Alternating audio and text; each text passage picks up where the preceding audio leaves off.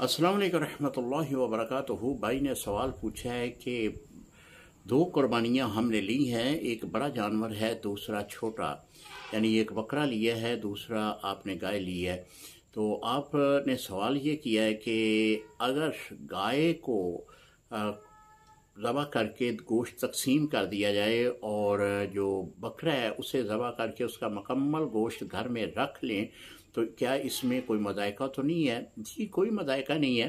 देखिए, कुर्बानी के जानवर का गोश्त 3 हिस्सों में तकसीम करना ये मुस्तहब है। अगर कोई आदमी 3 हिस्सों में तकसीम नहीं करता, खुद ही सारा का सारा अपने घर में रख लेता है, तो फिर भी कोई मज़ायका नहीं, कुर्बानी उसकी अदा हो जाएगी। लेकिन ये अमल अच्छा नहीं है। इसके लिए बेहतर ये है कि गुरबा और जिनके घरों में गोश्त नहीं है वह उनके घरों में गोश्त पहुँचाएँ, क्योंकि कुर्बानी का जो असल मकसद है वो तो हासिल हो।